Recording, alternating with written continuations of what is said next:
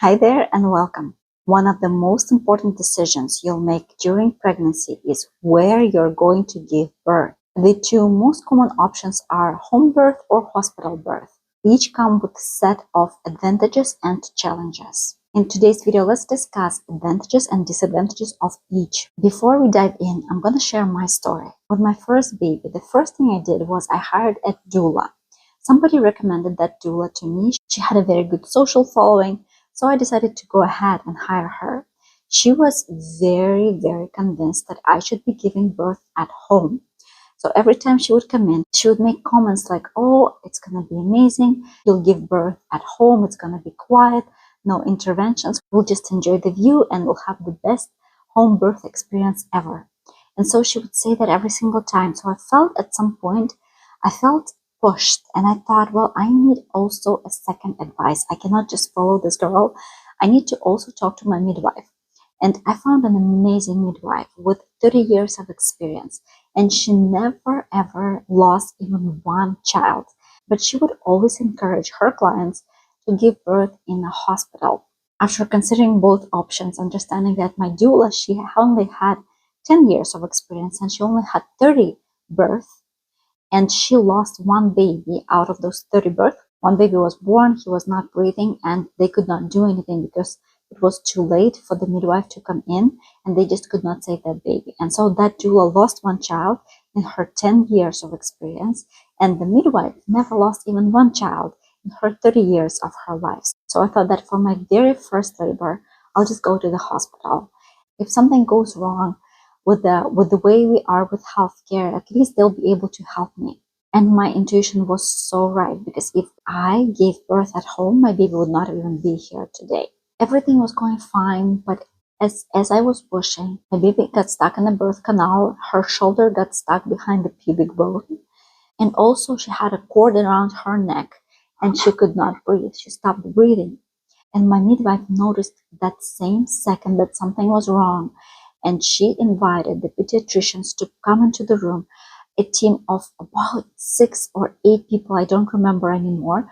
Lots of people ran into the room. I got scared. I had no idea what was going on at that time.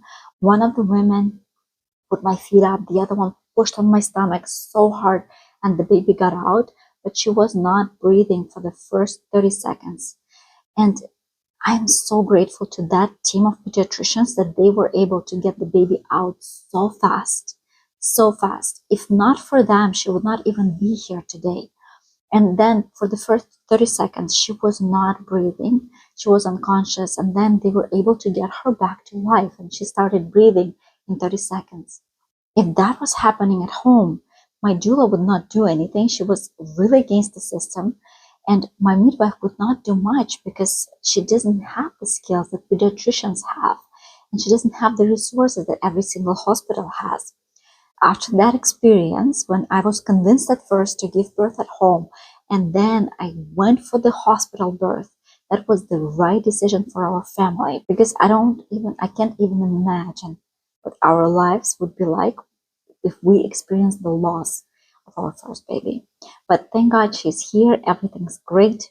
And when I talked to my doula, I said, well, you were really against hospital birth, but as you can see that they were able to save our baby.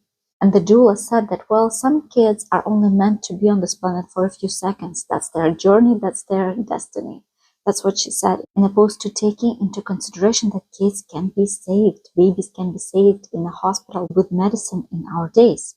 My first baby was born a year and a half ago. And after that, my doula continued practicing. And she actually lost 2 babies out of 8 births that she attended.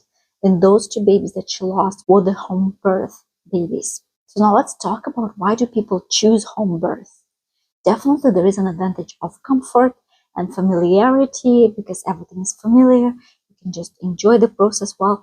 Some women are able to hypnotize themselves and feel less pain. They're able to enjoy soft music, and the whole atmosphere and things are happening amazingly for them. Also, women choose home birth because they have full control over their birth plan. We all have this plan in mind when we're about to enter labor, and we all know what we want to do. I also had my own plan in mind. I wanted to do it naturally without any painkillers, without epidural whatsoever. And when my pain became so intense, I went for epidural. I just said, screw it, screw my birth plan. I'm just going for this because I cannot take this pain anymore. So it's great to have your birth plan, but also keep in mind that it might be completely different than what we think it's going to be.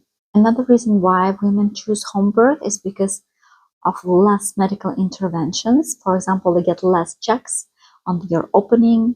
Also, no continuous monitoring of the heartbeat of your baby, and the whole process feels more natural for them. But what are the disadvantages of home birth? Number one is limited medical support. We never know what might go wrong. There's always a chance that some complications might arise. And in those situations, babies that could have been saved in a hospital would not survive at home. And disadvantage number two, potential lack of pain relief options. Before giving birth, I took the hypnobirthing class. I was practicing all their tools and exercises for 7 months before giving birth.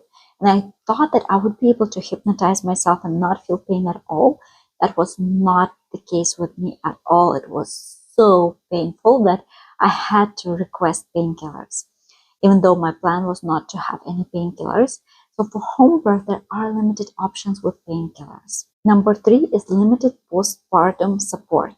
After giving birth, your doula and your midwife would check on you and then they would leave. But this postpartum care is more limited in opposed to the hospital. Also in the hospital, they offer some training in regards to breastfeeding. So what are the biggest advantages of hospital birth? Number one is immediate access to medical care. Whatever goes wrong, they're there to help. They have all the resources, everything that you might possibly need when you go through labor. Number two is pain relief options. Most of the women just decide right away that they're going to have an epidural or IV medications. And that makes the whole process so easy and so pain-free.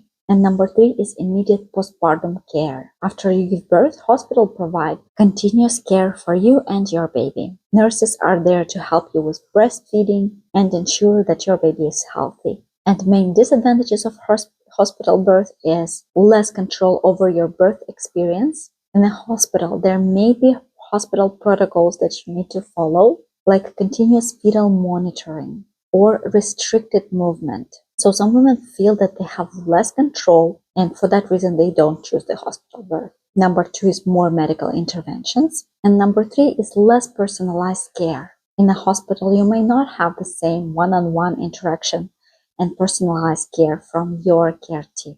Both home birth and hospital birth have their own set of advantages and disadvantages. So that's why it's important for you to dig deeper and understand what is important to you. What is important is choosing an option that feels right for you, for your family, and for your baby.